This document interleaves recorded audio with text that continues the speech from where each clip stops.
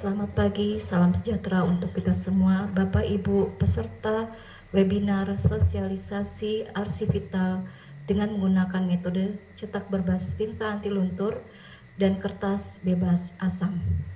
Semoga Bapak Ibu selalu dalam kondisi sehat dan selalu dalam lindungan Allah dari segala macam musibah dan penyakit pada masa pandemi ini. Meskipun kita sadari pandemi inilah yang mengajarkan kita cara berkegiatan secara daring seperti ini. Semoga selalu ada kebaikan dari semua kondisi. Amin. Webinar ini merupakan pengabdian peduli untuk negeri yang secara rutin diselenggarakan oleh Sivitas Akademika Universitas Indonesia melalui hibah yang diberikan oleh Direktorat Riset dan Pengabdian Masyarakat Universitas Indonesia. Kita sadari demi kelangsungan hidup dan keberadaan organisasi serta menjamin kelangsungan kegiatan organisasi perlu dilakukan pengelolaan secara terprogram terhadap dokumen atau arsip yang sangat penting sebagai bukti penyelenggaraan kegiatan organisasi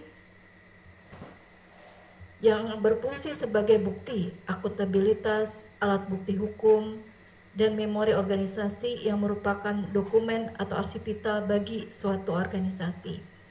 Oleh karena itu, kami sebagai program studi manajemen rekod dan arsip yang menghasilkan lulusan profesional di bidang kearsipan memilih topik ini untuk menjadi kegiatan pengabdian masyarakat kami. Sebelum saya masuk pada paparan yang akan saya berikan, izinkan saya mengenalkan diri terlebih dahulu. Saya Ratih Surtikanti, adalah dosen tetap pada program studi Manajemen Rekod dan Arsip Universitas Indonesia Program Pendidikan Vokasi sejak tahun 2010. Saya merupakan lulusan dari Universitas Indonesia, baik program strata 1-nya maupun program strata 2-nya, pada Fakultas Ilmu Budaya Universitas Indonesia. Sebelum mengajar di vokasi, saya lebih dulu bekerja sebagai praktisi di berbagai instansi sejak tahun 1996. Baik, saya akan memulai paparan saya yang berjudul Perlindungan, Pengamanan, dan Penyelamatan Arsip Vital.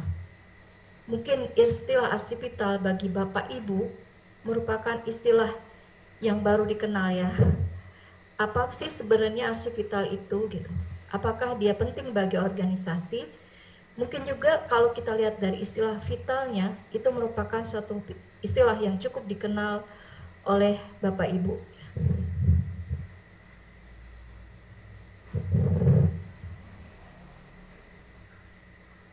Kita sadari bahwa musibah, bencana alam, gempa bumi, tsunami, banjir, kebakaran, dan sebagainya yang terjadi di negeri kita di sebagian besar wilayah Indonesia pada waktu terakhir ini bukan hanya menelan korban jiwa dan harta, tapi juga memberikan dampak yang sangat besar terhadap keseluruhan aspek kehidupan kita.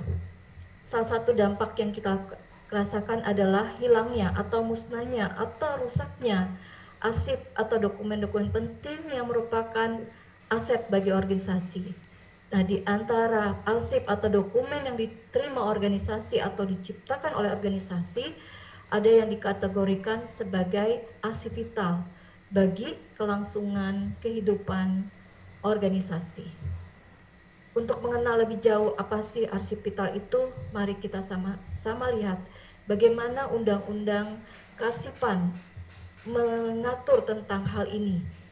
Jadi berdasarkan Undang-Undang Nomor 43 Tahun 2009 tentang kearsipan itu dinyatakan bahwa arsip vital adalah arsip yang keberadaannya merupakan syarat dasar bagi kelangsungan organisasi pencipta arsip.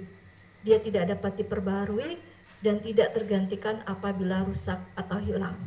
Walaupun nanti ada aturan-aturan tambahan tentang bagaimana mengatasi jika arsip vital kita itu rusak atau hilang.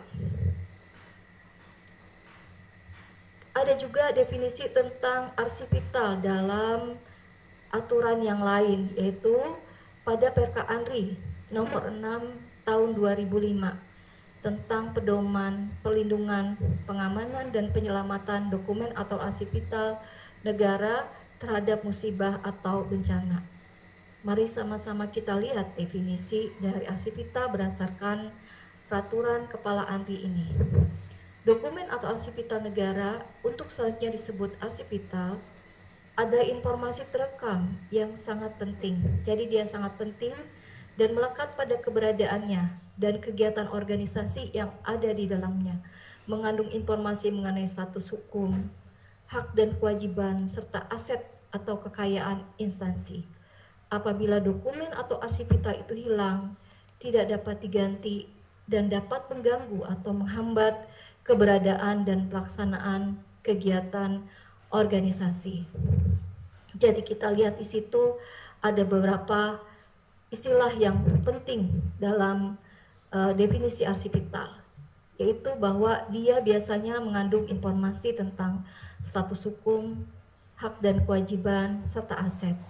Dan apabila arsip tersebut hilang atau rusak, tidak dapat diganti, atau kalaupun dapat diganti, dapat mengganggu atau menghambat keberadaan dan pelaksanaan kegiatan instansi. Tentunya kita juga jadi bertanya, apa ya kriteria dari arsip vital? Mari sama-sama kita bahas apa saja sih yang menjadi kriteria dari suatu arsip vital, agar kita bisa mengenali arsip vital di organisasi kita. Kriteria arsip vital. Pertama, dia merupakan prasyarat bagi keberadaan instansi karena tidak dapat digantikan dari aspek administrasi maupun legalitasnya. Sangat dibutuhkan untuk menjamin kelangsungan operasional kegiatan instansi karena berisi informasi yang digunakan sebagai bahan untuk rekonstruksi apabila terjadi bencana. Berfungsi sebagai bukti kepemilikan atau kekayaan aset instansi. Dan yang terakhir adalah berkaitan dengan kebijakan strategis instansi. Jadi ini adalah 4 kriteria arsip vital. Sebuah instansi boleh saja menambahkan kriteria tertentu, tapi ini adalah dasar dan kita untuk menentukan apakah arsip yang dimiliki sebuah organisasi itu adalah arsip vital atau bukan. Setelah kita memahami kriteria dari arsip vital, kita lihat nih sebagai Bapak Ibu di instansi pendidikan apa saja contoh arsip vital yang dimiliki oleh instansi Bapak Ibu. Nah, kita lihat pada contoh arsip vital ini yang ada dalam Perka itu membahas tentang arsip yang dimiliki oleh lembaga pendidikan tinggi. Tetapi tentunya kita bisa cari kesamaannya dengan arsip yang Bapak Ibu miliki. Jadi kalau kita lihat dari Perka Andri nomor 6 tahun 2005 ini, disitu contohkan tentang arsip vital bagi sebuah lembaga pendidikan tinggi. Pertama, arsip kemahasiswaan. Kedua, kurikulum. Ketiga, hasil penelitian inovatif. 4, register mahasiswa. Dan kelima, arsip ijazah. Dan tentunya bisa ada yang lainnya sesuai dengan kriteria yang tadi kita sebutkan di atas. Kemudian bagaimana dengan instansi Bapak Ibu di lembaga pendidikan menengah atas atau menengah pertama atau bahkan di pendidikan dasar? Maka bisa kita cari kesetaraannya. Maka arsip kemahasiswaan berarti arsip kesiswaan yang Bapak Ibu miliki. Kemudian arsip kurikulum ini sangat penting ya, walaupun mungkin kalau sekolah negeri kita punya kurikulum yang sama yang diberikan oleh pemerintah.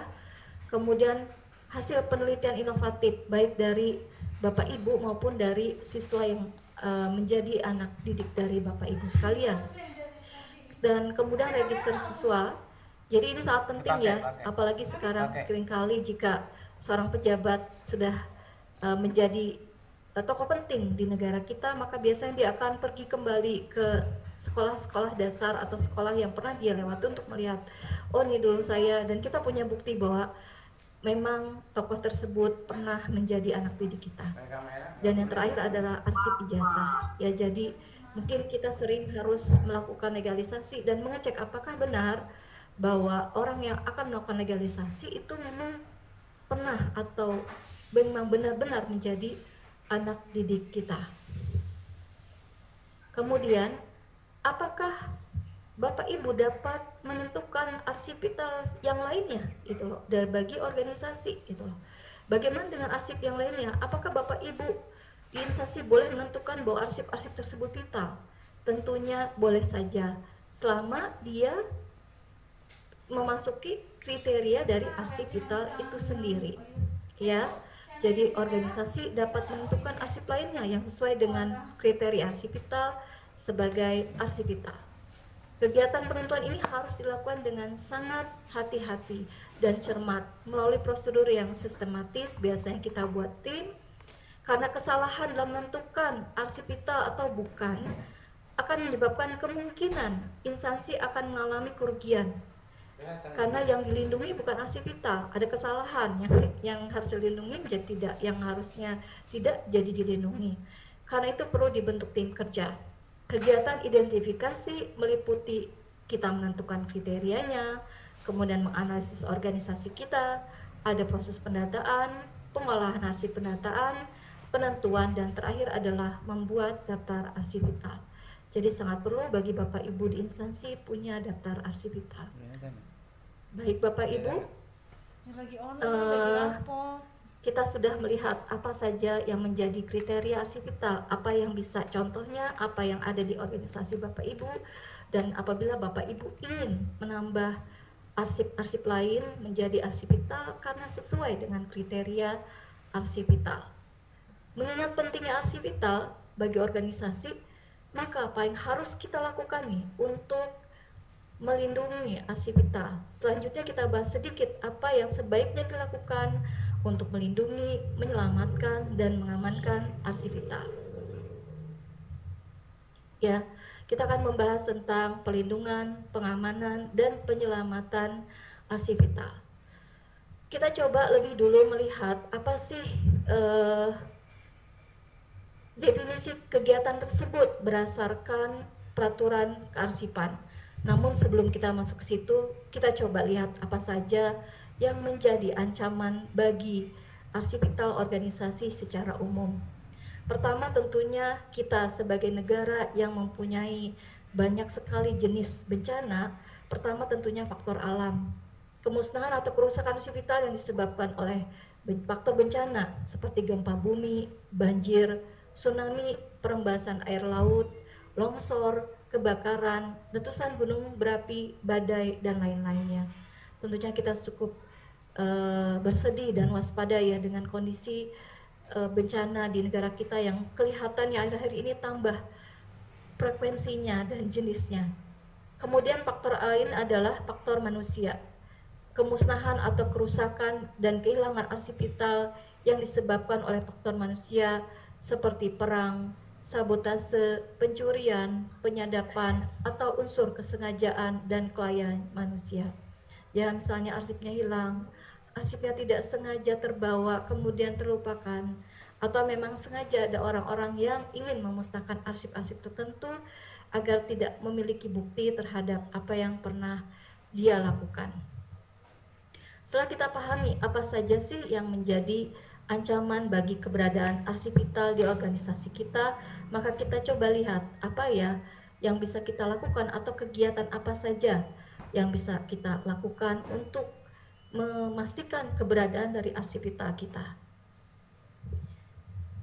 Berdasarkan Perka Andri, kita lihat di sini ada definisi tentang kegiatan-kegiatan yang dapat dilakukan untuk mengamankan, menyelamatkan, dan melindungi arsip vital kita. Jadi di sini sampaikan bahwa pengamanan arsip vital adalah suatu kegiatan untuk melindungi arsip vital baik fisik maupun informasinya terhadap kemungkinan kehilangan atau kerusakan. Penyelamatan arsip vital adalah suatu kegiatan untuk memindahkan atau mengevakuasi arsip vital ke tempat yang lebih baik. Kemudian perlindungan arsip vital adalah suatu kegiatan untuk mengamankan, menyelamatkan, dan memulihkan arsip vital dari kerusakan, hilang atau musnah, baik secara fisik maupun informasi, yang seluruh kegiatan tersebut diatur melalui suatu prosedur tetap. Kemudian kita akan lihat apa saja yang dapat kita lakukan untuk melakukan perlindungan terhadap arsip vital kita. Pertama, ada metode penduplikasian, yaitu suatu metode perlindungan arsip vital dengan melakukan penggandaan atau backup arsip dalam bentuk media yang sama atau berbeda dengan yang asli. Ya, mungkin yang sekarang paling banyak dilakukan organisasi adalah dengan melakukan alih media dengan scan-nya. Nah, itu juga perlu diperhatikan bagaimana status hukum dari arsip-arsip yang kita alih mediakan. Duplikasi adalah memilih dengan cermat bentuk-bentuk duplikasi yang diperlukan. Biasanya di organisasi kita punya kebijakan yang kita sebut dengan salinan. Ya, salinan resmi, Bapak Ibu misalnya memberikan ijazah kepada siswa, kemudian sekolah juga menyimpan salinan yang juga menjadi bukti hukum. Bentuk-bentuk duplikasi yang diperlukan itu bisa macam-macam, bisa kopi kertas, bisa mikrofilm, bisa mikrofis, bisa rekaman magnetik, bisa arsip elektronik, dan sebagainya. Dan pemilihan media tergantung dari fasilitas peralatan yang kita miliki serta biayanya. Dan yang lebih penting dari itu adalah bagaimana status hukum dari arsip yang kita alih mediakan. Kemudian hasil duplikasi tersebut dipencarkan. Maksudnya apa ya? Maksudnya adalah metode perlindungan arsip vital dengan melakukan pemencaran arsip hasil duplikasinya tadi. Jadi copy backup ke tempat penyimpanan arsip pada lokasi yang berbeda. Ini kita lakukan karena kita punya asumsi bahwa bencana yang sama tidak menimpa suatu tempat pada saat yang berbeda. Untuk menjamin efektivitas metode ini, maka jarak antar lokasi penyimpanan arsip dengan satu dan lainnya harus diperhitungkan dan diperkirakan jarak aman dari bencana. Jadi tidak akan terlalu berpengaruh misalnya kalau kita pastikan bahwa banjir itu menimpa seluruh kota, maka kita harus cari kota lain. Atau misalnya biasanya bencana gempa bumi di suatu tempat itu sejauh mana dia terjadi gempanya gitu ya. Tsunami sampai sejauh mana tsunami tersebut bisa terjadi berdasarkan pengalaman. Jadi kita bisa lihat. Jadi pemencaran atau dispersal ini hanya akan efektif apabila kita memang sudah merencanakan secara baik kira-kira tempat tersebut tidak sama kondisi bencananya. Biasanya beberapa instansi itu kalau yang besar akan memilih Kalimantan untuk menyimpan dokumen copy backup-nya. Ya, karena Kalimantan dianggap lebih aman dari gempa bumi dan sebagainya. Walaupun kita lihat sekarang bencana di sana cukup banyak juga, misalnya banjir, kebakaran hutan dan sebagainya. Kemudian kita lihat juga ada metode penyimpanan khusus ya yang disebut dengan vaulting, yaitu perlindungan arsip vital dengan melakukan penyimpanan arsip pada tempat dan sarana yang khusus. Ya, perlindungan ini dapat dilakukan dengan memilih alat atau perlengkapan yang khusus, misalnya dengan almari besi, filing kabinet yang tahan api, ruang bawah tanah, dan lain sebagainya. Secara umum peralatan tersebut memiliki karakteristik tidak mudah terbakar. Sedapat mungkin memiliki daya tahan kurang-kurangnya 4 jam kebakaran. Jadi jangan sampai terjadi kita simpan di lemari besi terjadi kebakaran, dia bersifat seperti oven. Sehingga kita dibuka ya dokumen kita di dalamnya itu rusak juga. Jadi dia harus memang tahan api sehingga panas tidak masuk ke dalam ruang penyimpanannya. Kemudian dia harus kedap air, bebas medan magnetik untuk jenis-jenis media penyimpanan elektronik gitu. Kemudian apa yang harus kita lakukan nih apabila bencana sudah terjadi dan kita harus melakukan penyelamatan terhadap arsip vital kita. Kita menyebutnya dengan pemulihan arsip vital.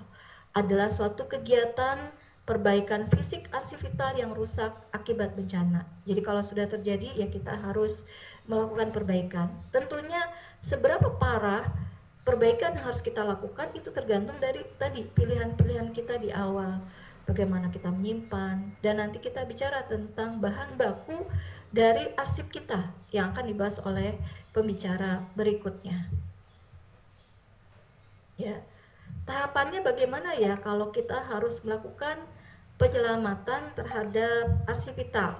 Pertama, kita melakukan stabilisasi dan perlindungan arsip yang dievakuasi.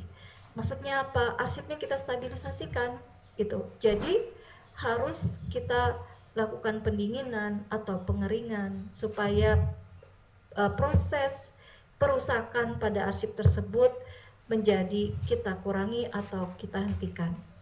Kedua, kita harus melakukan penilaian terhadap tingkat kerusakan dan spesifikasi kebutuhan pemulihan yang berkaitan dengan operasional penyelamatan.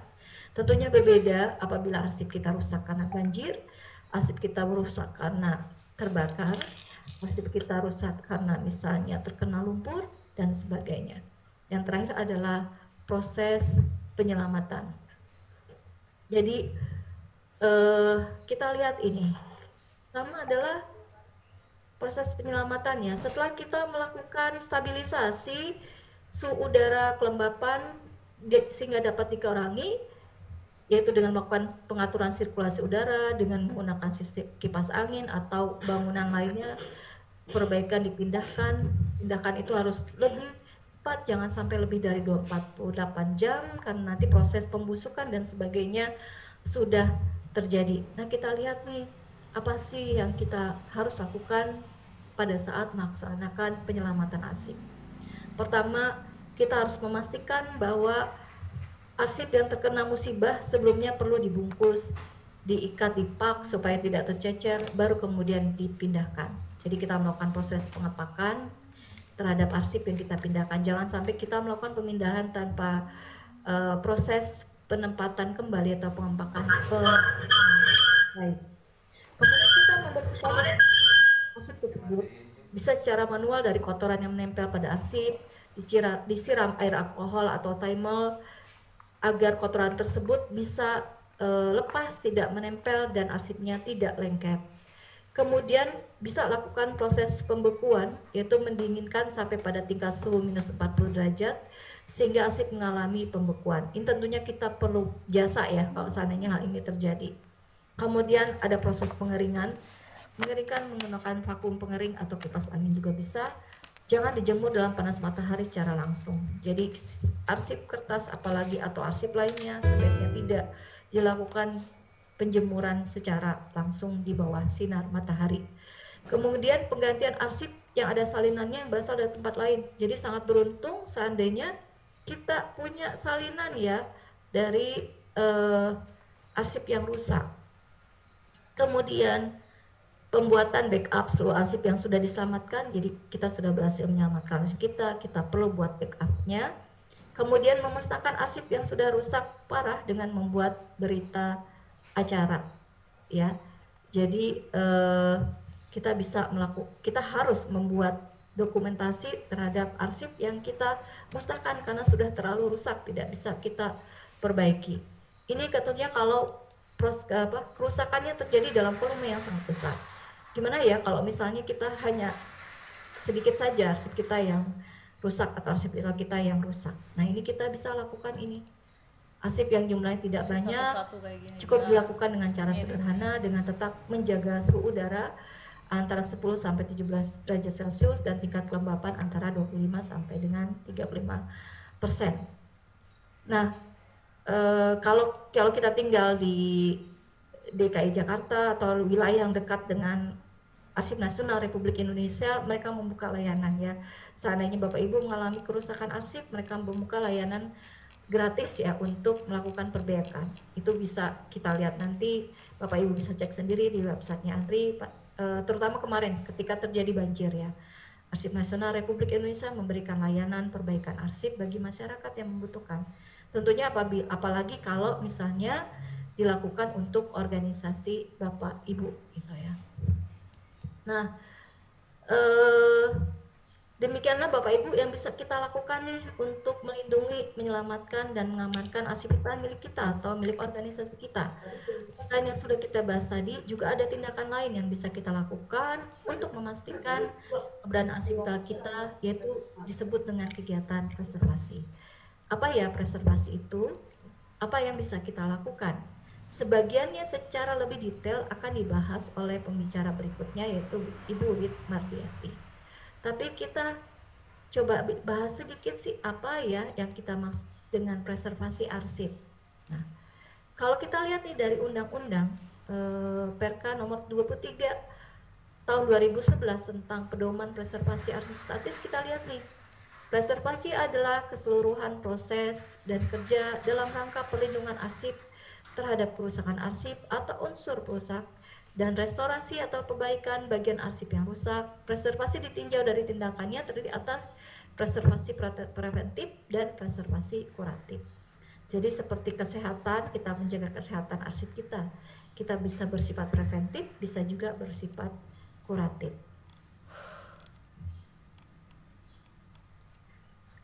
Apa yang dimaksud dengan preservasi preventif? Adalah preservasi yang bersifat pencegahan terhadap kerusakan arsip melalui penyediaan prasarana dan sarana perlindungan arsip serta metode pemeliharaan arsip. Beberapanya sudah kita bahas tadi ya Bapak Ibu, misalnya kita membuat backup, memilih tempat penyimpanan yang aman, kemudian juga membuat sebuah program kegiatan untuk melindungi arsip kita. Dan lebih jauh lagi tadi ketika kita memilih bahan baku untuk arsip kita. Kemudian ada preservasi kuratif, adalah preservasi yang bersifat perbaikan atau perawatan terhadap arsip yang mulai atau sudah rusak atau kondisinya memburuk sehingga dapat memperpanjang usia arsipnya. Tindakan preservasi kuratif ini bisa memperpanjang usia arsip. Tadi kita sudah lihat ya bagaimana kita menyelamatkan arsip milik kita. Sebagian dari preservasi preventif kita lakukan dengan memilih bahan baku dari arsip yang kita buat. Sebenarnya kalau Bapak Ibu untuk arsip penting ya, arsip vital di dalam organisasi Ibu seperti ijazah, itu sudah dipilihkan oleh pemerintah kualitas kertas ijazah yang memang tahan ya.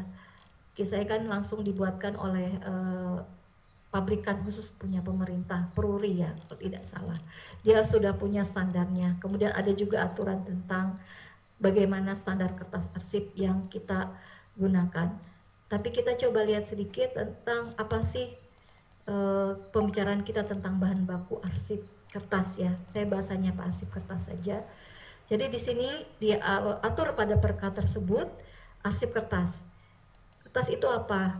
Kita semua tahu ya, kertas ada lembaran yang terbuat dari serat selulosa dan atau serat buatan sudah mengalami penggilingan, ditambah dengan beberapa bahan tambahan yang saling menempel dan menjalin.